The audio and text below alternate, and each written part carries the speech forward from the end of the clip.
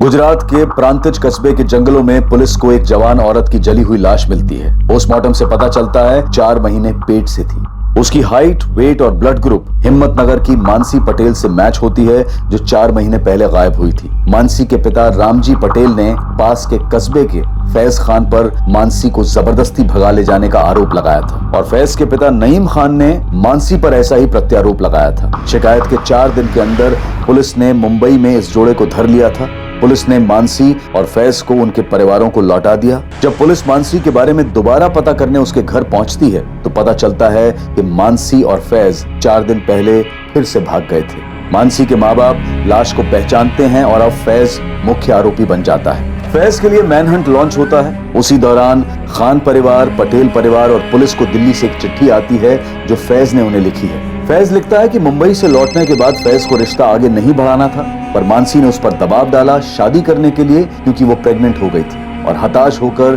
फैज ने मानसी का कत्ल कर दिया और उसकी लाश को प्रांतिज के जंगलों में जलाया और उसके बाद वो खुदकुशी कर रहा है। हिम्मतनगर पुलिस को उसकी एक सहेली शालू से हुई मैसेजिंग हाथ लगती है। फैज ने एक मैसेज में शालू को कहा है कि उसके और मानसी के रिश्ते का डर फैज को अपने छोटे भाई साहिल से भी था। अब पता चलता है कि साहिल दरअसल मानसी से पहले से प्रेम करता था। इतने में साहिल भी घर से फरार हो जाता है और पुलिस उसकी खोज में लग जाती है। हितेन खबरी से पता चलता है कि साहिल इधर हिम्मतनगर में है और उसे पकड़कर पुलिस स्टेशन लाया जाता है। साहिल बताता है कि जब पहली बार मानसी और फैज रात भर घर नहीं लौटे थे, उसने मानसी और फैज के रिश्ते को तोड़ने के लिए रामजी पटेल को कॉल के जरिए ये बताया था कि मानसी और फैज एक दूसरे से प्यार करते हैं। साहिल ये भी बताता है कि उसने खुद भी मानसी को अपने प्यार के बारे में बताया था, लेकिन मानसी ने साफ इनकार कर दिया था, ये कहकर कि वो सिर्फ उसका अच्छा दोस्त है। उधर रामजी पटेल और नईम खान स्वीकार करते हैं कि उन्होंने बब्बन और लखन को पैसे दिए थे, लेकिन सिर्फ मानसी और फैज को ढूंढने के लिए। पुलिस के हाथ अब तक कुछ नहीं लगा है। और सबसे अजीब बात, ये 3 लोग कौन हैं? अहमदाबाद के insurance agent Nilesh Barot, architect Mohit Makwana और हाउसवाइफ रुचिका। और इन तीनों का मानसी के कत्ल से क्या ताल्लुक है? और वो आदमी कौन है जिसने वो 3 चिट्ठियां पोस्ट की थी? अब आगे इन्वेस्टिगेशन के 1 पॉइंट फोकस और खबरियों के तगड़े नेटवर्क के जरिए हिस्ट्री शीटर बब्बन कुरैशी और लखन पांडे दोनों को 24 घंटों के अंदर उनके बिलों से ढूंढ निकाला गया। बब्बन, हम तुझे ठोककर उसी जंगल में फेंक देंगे। बोल, नईम खान ने मानसी की सुपारी दी थी या नहीं? बोल। सुपारी नहीं दी थी साहब। पैसे लेते उस लड़की मानसी को ढूंढ के लाने के लिए, और हमने ढूंढा भी खूब उसे। लेकिन जब उसकी लाश की खबर मिली तो मैंने नईम खान को उसके आधे पैसे भी दे दिए थे वापस। ले लीजिए, जितना ढूंढने में खर्च हुआ है उतना ही काटा नहीं। लड़की को मारा किसने कुरैशी? इस सवाल का जवाब आपके घर में है, वो बाहर ना ढूंढिए साहब। खुदा। लखन, अगर तुम हमें फैज की खबर या उसकी लाश के बारे में नहीं बताएगा तो यहीं सड़ेगा। और याद रखना, यहां से निकलने के लिए तू एक मिनट तड़पेगा। साहब, मुझे सच में कुछ नहीं पता। साहब, वो फैज की खुदकुशी के बारे में सुनते ही रामजी भाई ने मुझे फोन किया था साहब। अरे कैसे पैसे रामजी भाई? उस फैज के बच्चे के चक्कर में सारे पैसे खर्च हो गए। लेकिन उसने तो खुदकुशी कर ली मेरी बेटी को मारने के बाद। देखो रामजी भाई, आपकी बेटी का मुझे खेद है, पर पैसे तो मैं लौटाने से रखता हूं।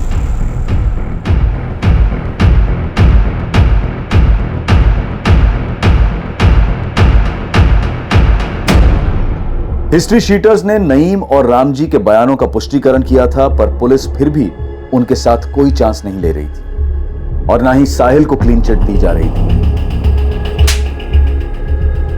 दिल्ली कौन गया था लेटर्स पोस्ट करने? मैम, मैंने कोई लेटर नहीं भेजे।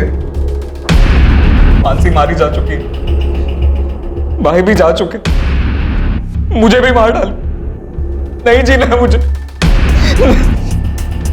2 परिवार अपने बच्चों को खोने से तहस नहस हो चुके थे, लेकिन दूध का धुला कोई भी नहीं था। इन 2 घरों की दीवारों में अविश्वास, रंजिश और नाराजगी में लिपटी कुछ सच्चाइयां अब भी रोशनी में नहीं आई थी। पर अगली सुबह इस केस से जुड़े सभी लोगों को एक ऐसा झटका दे गई जिसके बारे में किसी ने सपने में भी नहीं सोचा था।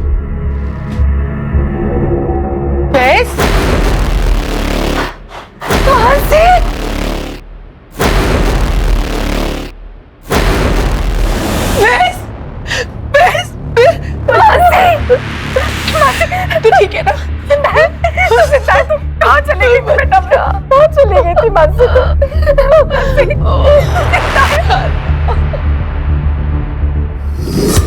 तीसरी बार भागकर हम भोपाल गए थे सर। वहाँ एक कार सर्विस सेंटर में मेरी जॉब लग गई और अब हमने कोर्ट मैरिज भी कर ली। खबरें पढ़ने का टाइम ही नहीं था और इच्छा भी नहीं। फैज खान उम्र 25 हिम्मतनगर गुजरात से फरार है। इस पर 4 महीने की प्रेग्नेंट लड़की मानसी पटेल के कत्ल का आरोप है जिसे वो भगा के ले गया था।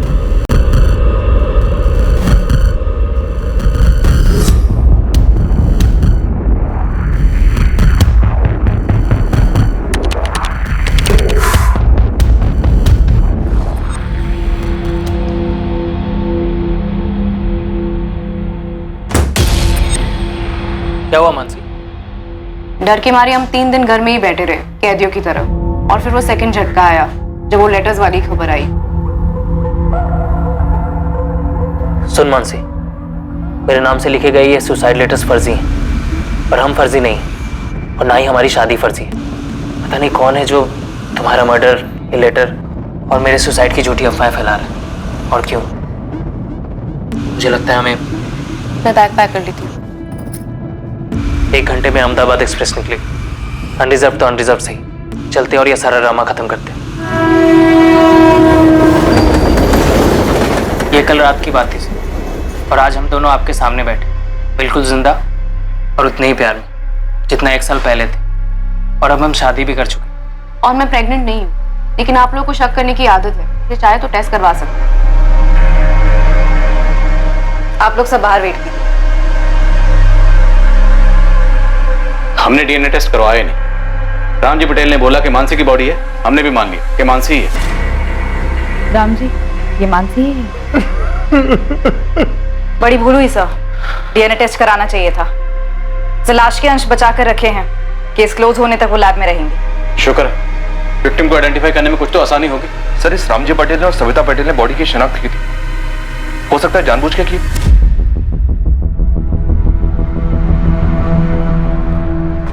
रामजी, सविता और मानसी, आप लोगों को सर ने अंदर बुलाया है।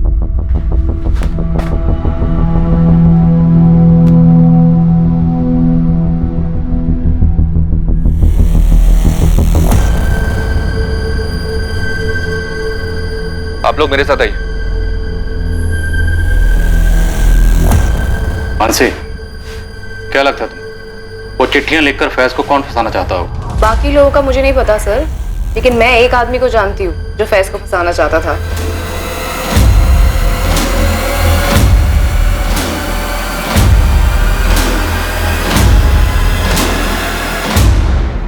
पापा मेरा फोन दो प्लीज। खा कसम कि आज के बाद तू उस कमीने लड़के से नहीं मिलेगी।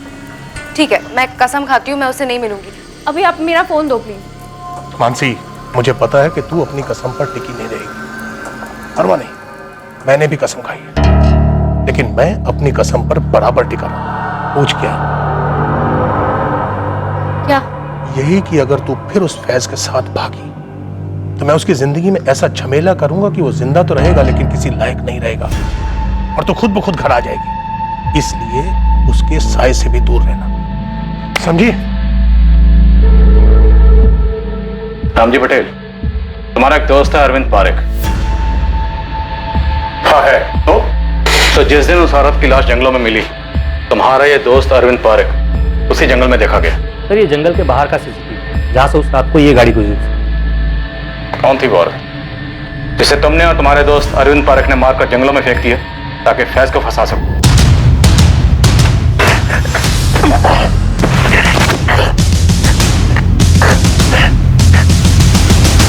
अरविंद, मुझे निकलना होगा। ये लो, आप इसे ठिकाने लगा दो, मैं चलता हूं।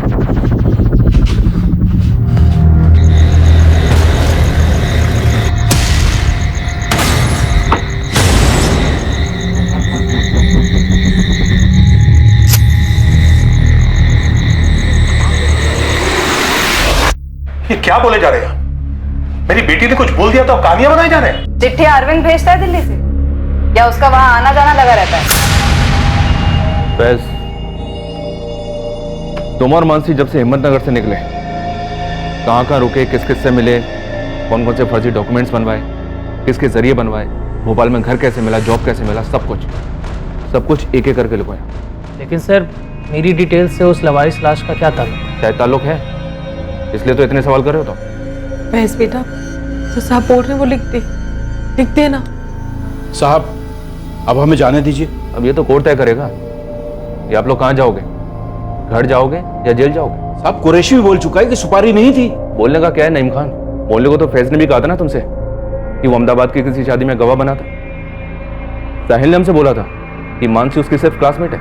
मैं भी तो बोल सकता हूँ कि कुरैशी ने उस औरत को मानसी समझ के मार डाला। तुम तीनों ने मिलकर ये साजिश रची हो।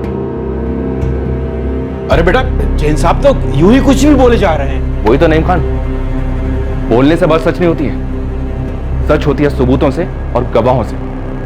सबूत हम कुरेद के निकाल लेंगे और गवाह जहन्नुम से ढूंढ निकालेंगे। समझ में आया? इस अरविंद पार्क को तो हम ढूंढ ही लेंगे, इसे ढूंढेंगे, इसे तोड़ेंगे और ये बोलेगा। याद रखना, अगर हमें पता चला कि ये सब कुछ तुम्हारा किया धरा है, तुम बच नहीं पाओगे। मैंने बस एक बेवकूफी की है, जो उस लखन पांडे को पैसे दिए थे फैज को ढूंढने के लिए। इसके अलावा और क्या किया मैंने? मेरी बेटी तीसरी बार घर से भागी थी, उसकी शिकायत लेकर मैं इसी पुलिस स्टेशन में आया था, लेकिन आप लोगों ने मुझे पकड़ा दिया और फिर उस लाश को मानसी की लाश बताया। किसने? आपने। मैंने बस मान लिया कि वो मानसी।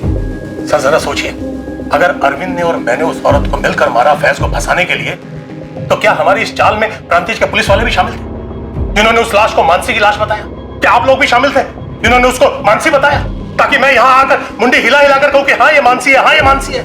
तो मैं शू बात करूं चुसा।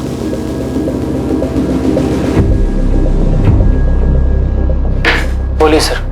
फैज, मानसी, इस बात के चांसेस बहुत कम हैं कि आप दोनों में से किसी के फादर ने उस औरत को मारा या मरवाया और उसके बाद उसकी लाश को जंगल में फेंकवा दी। तो फिर किसी और ने किया होगा सर। ये किसी और, तुम दोनों तो नहीं? या फिर कहीं वो आप लोग तो नहीं? सीरियसली नहीं, बर्थडे पार्टी में वो गेम होता था ना, पासिंग द पार्सल, लगता है बचपन में कुछ सीरियसली खेला होगा। जो तुम लोग जवानी में खेल, पासिंग द इल्जाम। तुम दोनों ने जिस औरत को मिलकर मार दिया, जानते थे 4 महीने की प्रेग्नेंट थी, या शायद पता भी होगा, तो तुम लोगों को इससे कुछ फर्क नहीं पड़ा होगा।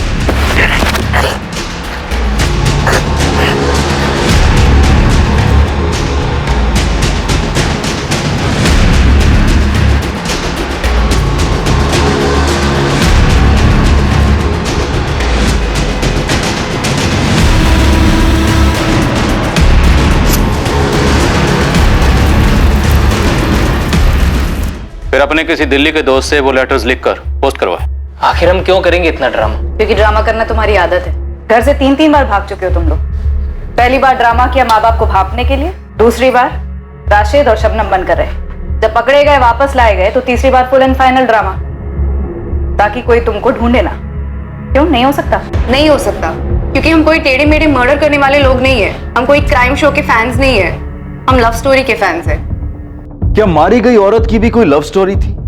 और अगर थी तो वो लवली और स्वीट तो कतई नहीं थी। और उस औरत का खान परिवार, पटेल परिवार, मानसी और फैज, इन सब से आखिर क्या ताल्लुक? फैज और मानसी को सेफ हाउस दिया गया है, ये एड्रेस है। करना क्या मैडम? इन दोनों पर साहिल खान, मुमताज खान और सविता पटेल, इन सब पर नजर रखनी है। कोई धनिया पत्ता लेने भी निकले ना तो कितना लिया इसका डिटेल भी चाहिए मुझे। मिल जाएगा मैडम। वैसे गुस्सा की माफ हो, अब ये केस आप लोगों का नहीं बनता ना? लेकिन एक जिम्मेदारी तो बनती है ना हितेन।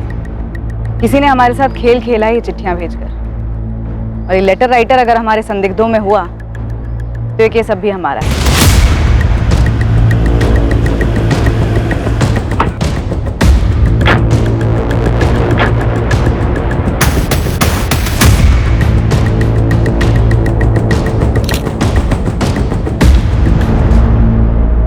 हमने इस अरविंद पारिक की हिस्ट्री निकाली, क्राइम की रात की मूवमेंट भी ट्रैक की। ये वाकई में अपनी बेटी के घर गया था, अपनी नाती के जन्मदिन पर। और सर हमने इसके और आपके सस्पेक्ट रामजी पटेल दोनों की दोस्ती को भी खंगाला, लेकिन कुछ नहीं निकला सर। और उसकी कार में से भी ऐसा कुछ नहीं मिला जो मर्डर की तरफ इशारा करे। तो रामजी पटेल के दोस्त अरविंद पारेख का उस दिन उन्हीं जंगलों के आसपास देखा जाना महज इत्तेफाक समझे? हाँ, अगर लाश मानसी की होती तो जिस लाश को तुम लोगों ने मानसी समझा, हमने मानसी समझा, मानसी के माँ बाप ने भी मानसी समझा, वो लाश किसकी थी? जब हमें वो लाश मिली तो हमारे पास 2 मिसिंग कंप्लेन थी। एक 4 महीने पहले की मानसी पटेल मिसिंग केस, जिसे आप लोगों ने करेक्ट किया और हमें बताना जरूर नहीं समझा, और दूसरा गांधीनगर की एक शादीशुदा औरत का। रुचिका मकवाना नाम था उसका। जब हमने वो लाश खोली उसके 2 दिन पहले गांधीनगर में उस लड़की की मिसिंग कंप्लेंट फाइल हुई।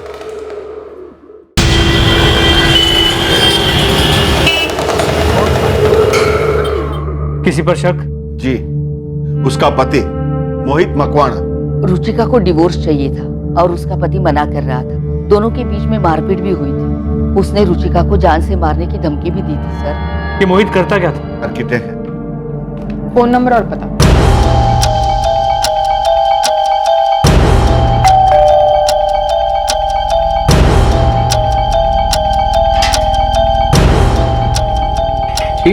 मोहित मकवाना। रुचिका मकवाना आपकी बीवी है? हाँ है। क्या हुआ रुचिका को? ये तो मुझे पूछना चाहिए। क्या किया रुचिका के साथ? मैंने कुछ नहीं किया, सारा दिन साइट पर था, थक कर सोया था। रात के 1:15 बजे आपकी बीवी घर से गायब है और आप आराम से सो रहे थे। उस दिन से मोहित मकवाना कजौली गांधीनगर की कस्टडी में है। तो लाश की डिटेल सबसे पहले तुम लोगों ने गांधीनगर पुलिस स्टेशन भेजी? जी हाँ, पर वहां से नेगेटिव जवाब आया। क्यों? पोस्टमार्टम रिपोर्ट के मुताबिक मौत गला घुटने की वजह से हुई और उसके बाद बॉडी को जलाया गया। औरत 4 महीने पेट से थी।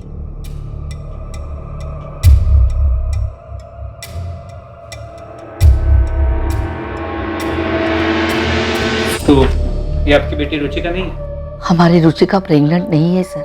सर अभी शादी को 1 ही साल हुआ है। धीरज जी, रुचिका और मोहित के झगड़ों की वजह क्या थी?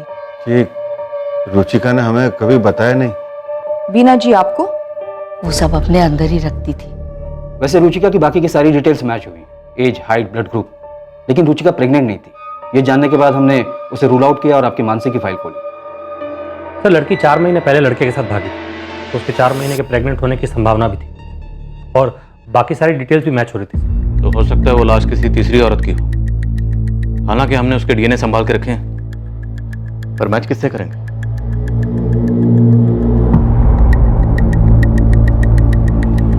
हो सकता है सर लाश को किसी और जगह से लाया गया और उसे जलाकर प्रांतिश में फेंक दिया हो। गरीब औरत होगी, आगे पीछे कोई नहीं। हमारे संदिग्धों में से किसी ने मारा, हमें गुमराह करने के लिए। ये जली हुई लाश फैज और मानसी के केस से कनेक्टेड तो बिल्कुल है। भले इस वक्त हमारे पास कोई पुख्ता सबूत नहीं है, पर वो लेटर्स उन्हें नजरअंदाज नहीं कर सकते। वो पक्का किसी साजिश का हिस्सा।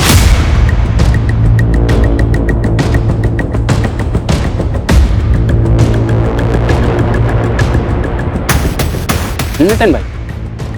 जी भाई, राजू भी साथ में ही है। हाँ बोल बल्लू, क्या खबर? गर्मा गर्म चाय। फैज, कहाँ जा रहे हो तुम? वो चेतन से बात हुई थी, उससे कहा था घर आ जाऊंगा, बस वहीं जा रहा था। देखो क्या हाल है अभी, लेकिन चाय तो पीते जाना।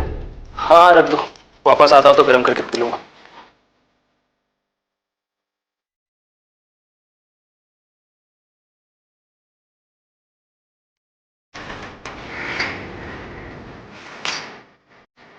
हेलो हेतल, मानसी।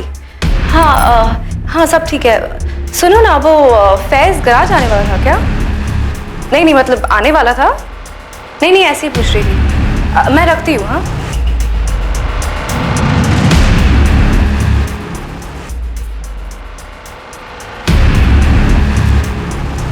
और 4 महीने प्रेग्नेंट, तो किसी ना किसी गायनेकोलॉजिस्ट के यहाँ तो रजिस्टर्ड रही होगी। हाँ सर, गरीब से गरीब औरत होगी तो भी किसी सरकारी अस्पताल में रजिस्टर्ड तो होगी। यहीं से शुरू करो। हमारे गुजरात के जितने भी सरकारी हॉस्पिटल हैं, सब जगह खंगालो, पता करो कि 3 जून को गायब हुई वो 4 महीने की प्रेग्नेंट औरत कौन थी। बाकी पैरामीटर्स हैं हमारे पास मैच करने के लिए। जी सर, पूरे स्टेट में सैकड़ों सरकारी अस्पताल हैं जहां लाखों यंग औरतें 4 महीने प्रेग्नेंट रही होंगी। तो माना का दायरा काफी फैला हुआ है, लेकिन करना तो पड़ेगा ना। सरकारी हॉस्पिटल के साथ साथ जितने भी प्राइवेट हॉस्पिटल हैं और क्लिनिक्स हैं, सब जगह खंगालो, सब जगह पता करो। जी सर, हितेन का फोन था। उसके खबरी बल्लू और राजू रामजी पटेल और नईम खान को फॉलो कर रहे थे। रामजी पटेल और नईम खान के बीच में एक मीटिंग हुई।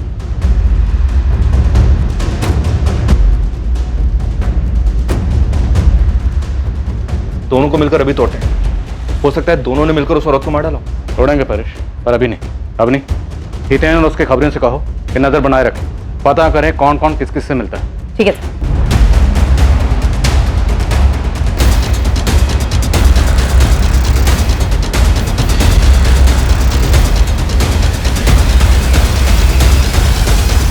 रामजी पटेल और नईम खान क्यों मिले?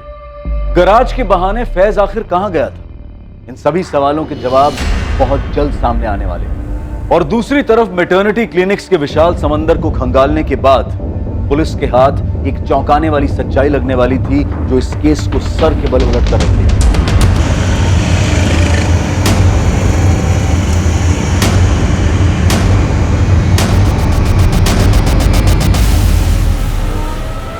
जी, ये रुचिका मखमाने मेरी पेशेंट ही थी। कौन सा ट्राइमेस्टर था इसका? दूसरा स्टार्ट हुआ था और मेरा लास्ट अपॉइंटमेंट इसके साथ 11 मई को हुआ था। रुचिका सब कुछ एकदम नॉर्मल है, बच्चे की ग्रोथ भी एकदम परफेक्ट है।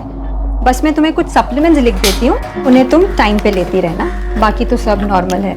डॉक्टर, अगली सोनोग्राफी की डेट क्या है? रुचिका, नेक्स्ट मंथ 3 जून को तुम्हारे 4 महीने पूरे हो रहे हैं, तो वो डेट ठीक रहेगी तुम्हारे लिए? जी, थैंक यू। फिर 3 जून को तो वो आई ही नहीं। हमें उसकी बॉडी 3 जून को ही मिली, तो अगर ये लाश रुचिका की थी तो उसका मर्डर 3 जून को ही हो गया होगा। रुचिका ने कभी आपसे कोई ऐसी बात कही कि उसकी फैमिली बच्चे से खुश नहीं थी? नहीं, मुझसे तो उसने कभी भी ऐसी कोई बात डिस्कस नहीं की थी। खुश लगती थी हमेशा, एकदम नॉर्मल।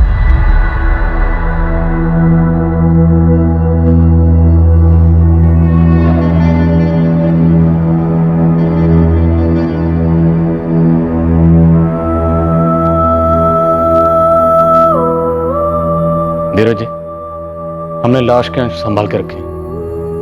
हमें आपके और दीना जी के डीएनए सैंपल्स लेने होंगे।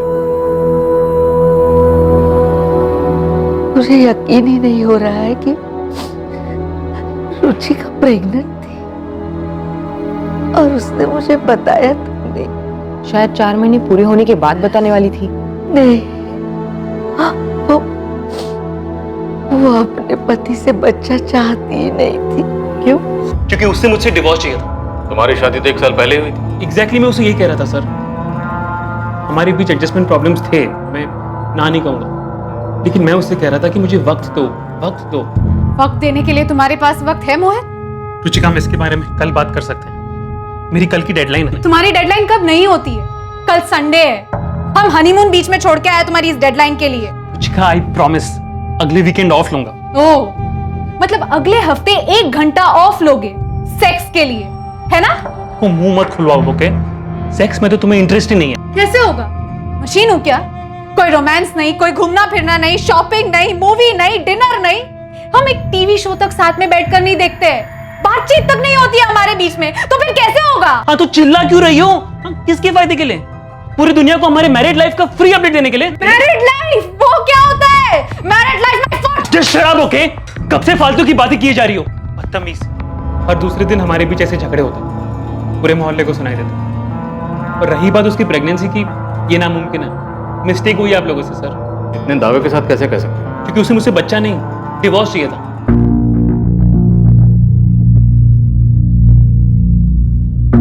रुचिका, मुझे तुमसे कुछ कहना है।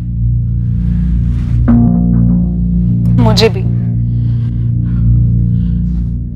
रुचिका, देखो, मैं सोच रहा था कि हमारे बीच इतना टेंशन है, अगर हम बच्चा करें तो शायद चीजें बेहतर हो। हाँ मोहित, मैं तुमसे कहने वाली थी मुझे डिवोर्स चाहिए। मैं अब और ऐसे नहीं रह सकती। ऐसे नहीं रह सकती मतलब? हाँ? मैं कि तुम्हें टॉर्चर करता हूँ जो तुम ये ड्रामा कर रही हो? तुम्हें पूरी जिंदगी ना यही रहना होगा मेरे साथ, इसी रिश्ते में। जिंदगी भर? 6 महीने में अगर तुमसे डिवोर्स नहीं लिया ना, तो मेरा नाम भी रुचिका नहीं। पिछले 6 महीने से वो अलग सोती थी, हमारे बीच सेक्स नहीं, सिर्फ सन्नाटा था, ढेर सारा गुस्सा था। तो बच्चा कहाँ से होता सर? हमें तुम्हारा डीएनए सैंपल लेना होगा, फिटस के अंश से मैच करना होगा। हाँ, तो कर लीजिए सर, बिल्कुल कर लीजिए। रिजल्ट नेगेटिव ही निकलेगा। वो लाश रुचिका की नहीं है और वो बच्चा मेरा नहीं हो सकता। रुबीना, तुम मोहित को डीएनए के लिए ले जाओ और रिपोर्ट अवनी को भेज देना। अगर माँ बाप का डीएनए लाश के अंश के साथ मैच होता है और मोहित का डीएनए फीटस के डीएनए से मैच होता है, तो मतलब मोहित झूठ बोल रहा है। तोड़ेंगे उसे, बुलवाएंगे। और अगर मोहित का डीएनए फीटस के डीएनए के साथ मैच नहीं होता, तो फिर इसका एक ही मतलब, रुचिका का किसी के साथ अफेयर था। और इसीलिए शायद वो इतने अर्जेंटली मोहित से डिवोर्स मांग रही थी। तो क्या रुचिका प्रेमी का बच्चा रखना चाह रही थी? उसे शादी के लिए फोर्स कर रही थी और प्रेमी छुटकारा पाना चाह रहा था। तो अब रुचिका के प्रेमी को ढूंढना होगा। सर, अगर मोहित सच बोल रहा है तो ये प्रेमी खूनी हो सकता है। गराज में सब कैसे चल रहा है? बढ़िया। हेतल चेतन कैसे है? मुझे मिस कर रहे थे, तुम्हें भी हाय बोला। मेरे सर में बहुत दर्द हो रहा है, मैं थोड़ा आराम कर लेता हूँ।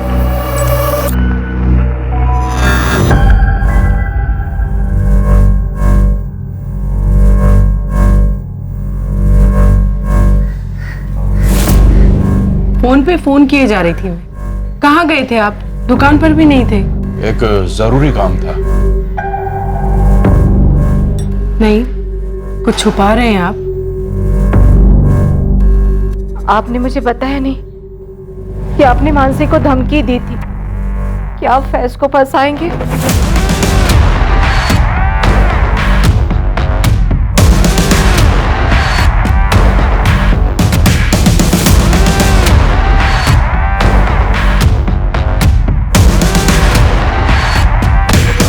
सर, रुचिका के माँ बाप धीरज और बीना चावड़ा के डीएनए लाश के डीएनए से मैच हो गया है। रुचिका मकवाना की ही लाश है। मोहित का डीएनए? फीटस से उसका डीएनए मैच नहीं हुआ। क्या? तो मतलब रुचिका के पेट में जो बच्चा था वो उसके पति मोहित से नहीं था? शायद रुचिका का जिसके साथ अफेयर था और जो उस बच्चे का बाप था उसने रुचिका को मार दिया। रुचिका के कॉल रिकॉर्ड से कुछ मिला? All clear. हमारे स्टार खबरी हितेन और उसकी टीम को कहो मुझे आके मिलो, मैं बात करूंगा। तुम कहीं जा रहे हो? सर आज क्यों? ऐसे।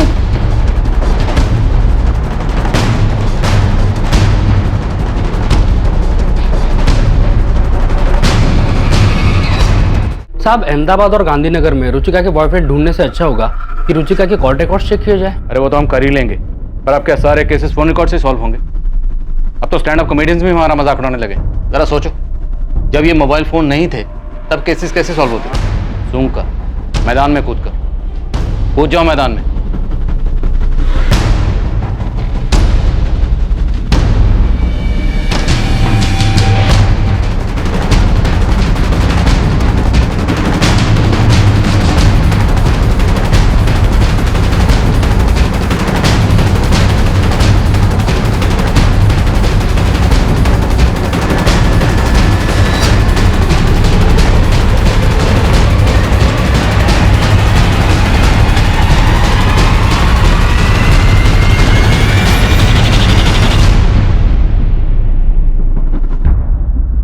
खबरी हितेन और उसकी टीम मैदान में उतरी, पर मैदान पूरी तरह से खाली मिला। रुचिका के अफेयर का कोई नामो निशान नहीं था। दूसरी तरफ फैज के बर्ताव से मानसी बेहद परेशान थी। फैज उससे क्या छुपा रहा? फिर पुलिस को आखिरकार एक सुराग मिला, वो भी इत्तेफाक से। साहब, आपने बोला था कि सूंघ के निकालो, तो फिर बस उसी फिराक में परसों रात को मैं घर से बाहर निकला। जय कृष्ण कॉलोनी में चक्कर लगा रहा था, अफेयर सूंघने की कोशिश कर रहा था साहब। तब एक अलग ही पिक्चर देखने को मिली मुझे। पिक्चर? हाँ साहब, एकदम ड्रामे वाली, वो रुचिका और मोहित के बिल्कुल बगल वाले घर से। जब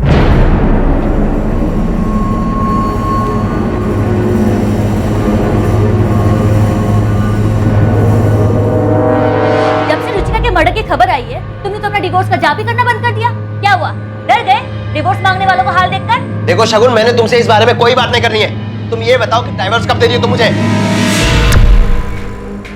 पहले तो मैं तुम पर दहेज और घरेलू हिंसा का केस ठोकूंगी, उसके बाद उसे जीतूंगी। तुम्हें कुछ सालों की सजा होगी, तब तक हमारे आरुष की शादी भी हो जाएगी। उसके बाद मैं तुम्हें डिवोर्स दे दूंगी, समझे? मनुष्य होगा तू, तेरी माँ, समझा? हट।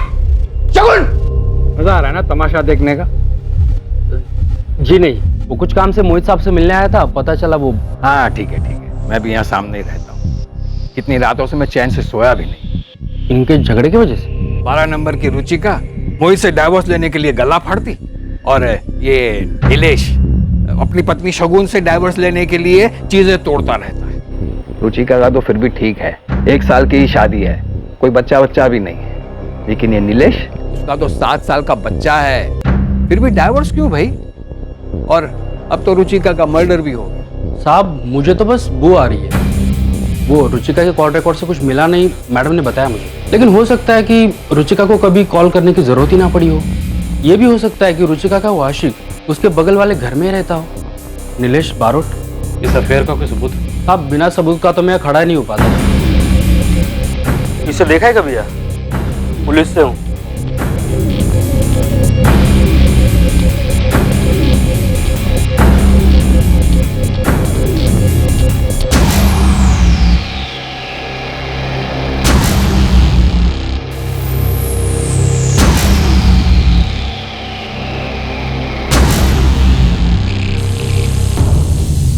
ये नीलेश का फोटो और ये नीलेश का नंबर। सब कॉल रिकॉर्ड भले ही साफ हो, लेकिन लोकेशन रिपोर्ट से बहुत कुछ हाथ आ सकता है। सर ये अपना किलर हो सकता है, पर मुझे नहीं लगता इसने ये अकेले ने किया।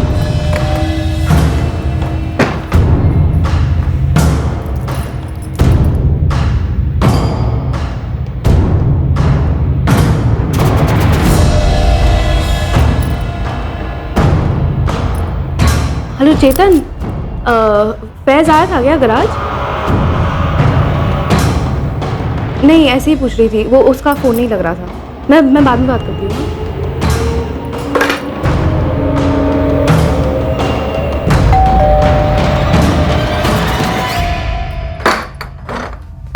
तुम गराज नहीं गए थे? तुम्हें कैसे पता? तुम मेरा पीछा कर रही थी, मुझ पर शक कर रही हो? झूठ बोलने वालों पर शक ही किया जाता है फैज। देखो मुझे सच सच बताओ, उस औरत की मर्डर में तुम्हारा हाथ है क्या, या फिर तुम्हारी अम्मी अबू का? क्या बकवास कर रही हो? अगर यही बात मैं तुमसे कहूँ तो कि उस औरत की मर्डर में तुम्हारा और तुम्हारे मम्मी पापा का हाथ है? फैज झूठ तुम बोल रहे हो, तुम मुझसे कुछ छुपा रहे हो। अगर तुम अभी के अभी मुझे सच सच नहीं बताया ना तो मैं पुलिस के पास जा रही हूँ, मैं बता रही हूँ तुम्हें। मैं जहाँ जाना है जाओ।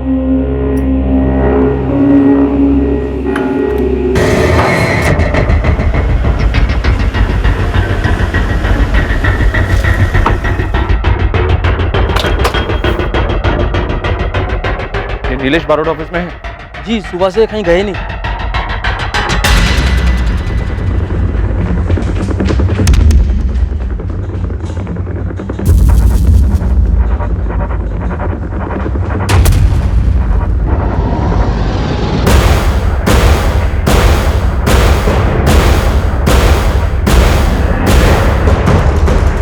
मानसी, मानसी,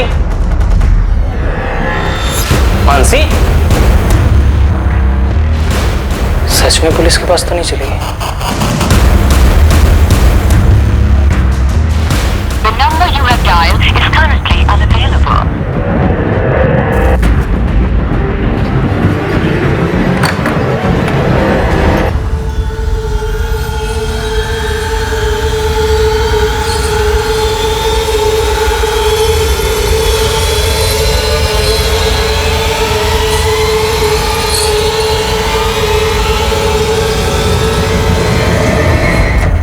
देखिए, आप लोग मुझ पर इस तरह से झूठा इल्जाम नहीं लगा सकते। एक तो आप ये केस सॉल्व कर नहीं पा रहे हैं और ऊपर से मुझे बलि का बकरा बना रहे हैं। आपके किसी भी सवाल का कोई जवाब नहीं दूंगा मैं।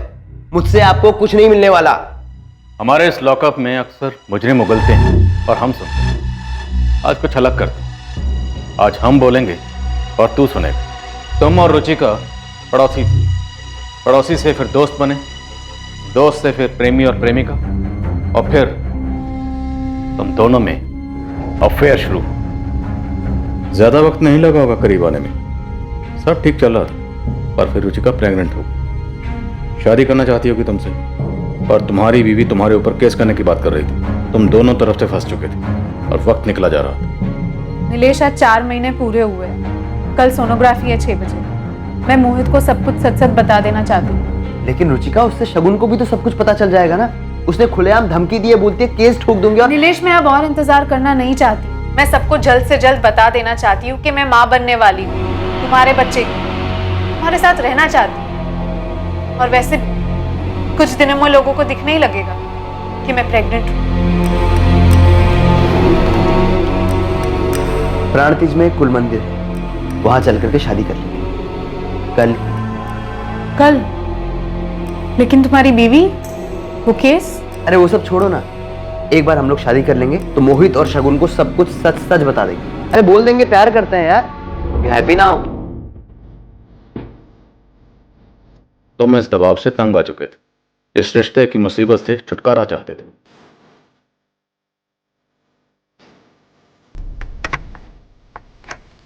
हाँ, क्यों रुके? कुल मंदिर तो आगे है ना? वो पंडित जी का परिवार है पास, तो 10 मिनट मिल लेते हैं उनसे, और फिर मंदिर भी पास में, पैदल पैदल निकल जाएंगे। ठीक है? चलो।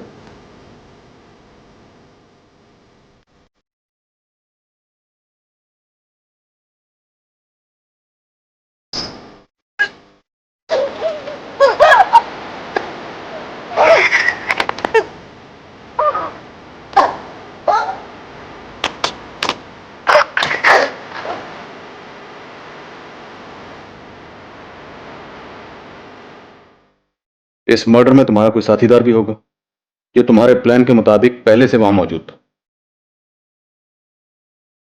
बोल, कौन था तुम्हारा साथीदार?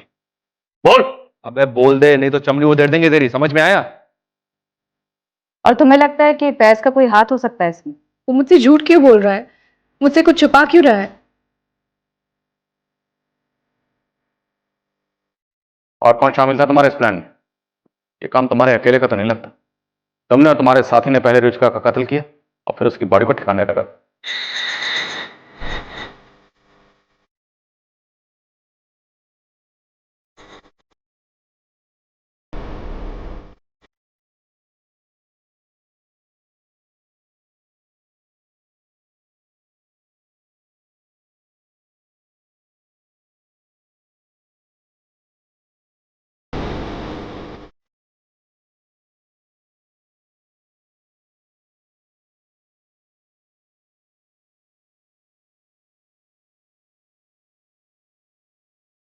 रुचिका को मानसी समझने की प्रांतीय पुलिस और हमारी गलती का तुमने फायदा उठाने की सोची।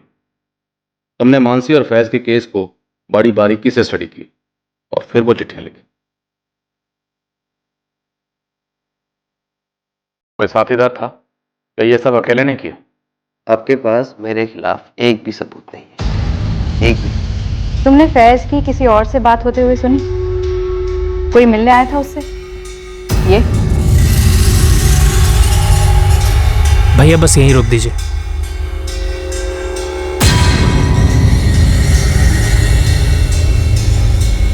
नहीं, मैं ऐसे नहीं जानती, लेकिन वो जरूर मुझसे झूठ बोल रहा है। वो कुछ जानता है जो मुझसे छिपा रहा है। सबूत की टेंशन मत लो बेटा, एक नहीं दो दो। तुम लोगों ने प्लानिंग तो बहुत तगड़ी की। रुचिका और तुम मोबाइल पर कभी बात ही नहीं करते थे, और रुचिका जब भी तुमसे मिलने ऑफिस आती थी तो अपना फोन स्विच ऑफ करके घर पर ही छोड़कर आती थी, है ना?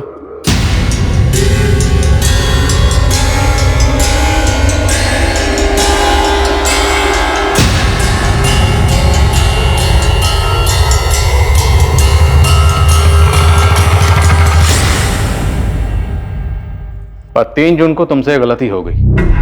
3 जून को तुमने अपना फोन अपने साथ ही रखा, और वो भी ऑन। शायद तुमने अपने साथी से कोऑर्डिनेट करने के लिए रखा होगा।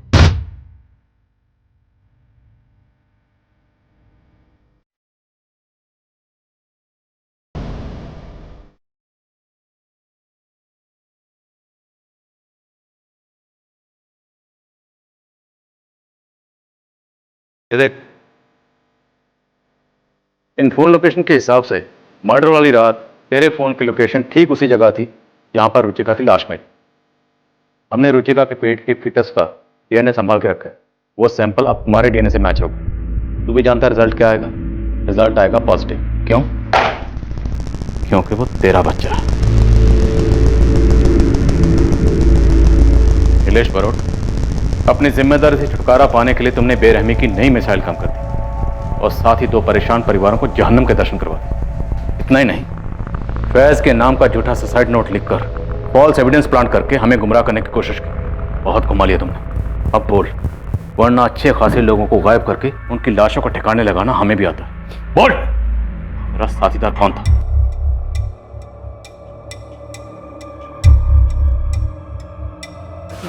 मानसी, प्लीज मुझे तुमसे कुछ बात करनी। Ma'am 1 minute.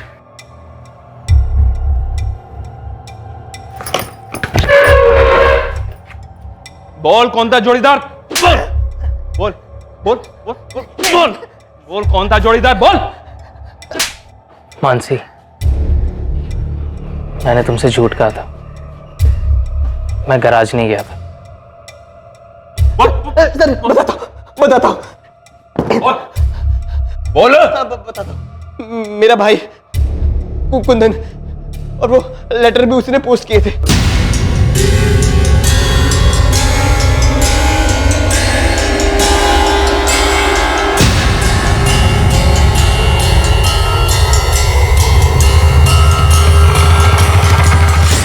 फैज, तुम आखिर गए कहाँ थे? मैं अपने घर गया था अपनी अम्मी से मिलने। मुझे उनकी बहुत याद आ रही थी मानसी, लेकिन इसके पीछे कोई साजिश नहीं है। तुम्हें नहीं आती अपने मम्मी पापा की याद? मैंने उसे धमकी दी थी क्योंकि मैं उसका भला चाहता हूँ, बाप हूं मैं उसका। लेकिन मानसी हमसे नफरत करती है। अब नहीं करेगी। मैं नईम खान से मिलने गया था। क्या? हाँ बोलो, क्यों बुलाया मुझे? नहीं, जो होना था सो हो गया। बच्चों ने शादी भी कर ली, अब हमें भी स्वीकार कर लेना चाहिए। इस सब में पुलिस भी हमें सुपारी देने वाला समझ रही है। जो मैं तो हूं नहीं, आपके बारे में मुझे पता नहीं। मैं भी नहीं, मैं तो बस अपनी बच्ची का भला चाहता हूं, जो आप भी चाहते हैं फैज के लिए, है ना? ठीक कह रहे हो रामजी भाई, इस बात पे मिट्टी डालते हैं, इन दोनों बच्चों की मर्जी कबूल कर लेते हैं। फैज, अगर इतनी सी बात थी तो तुमने मुझे पहले क्यों नहीं बताया?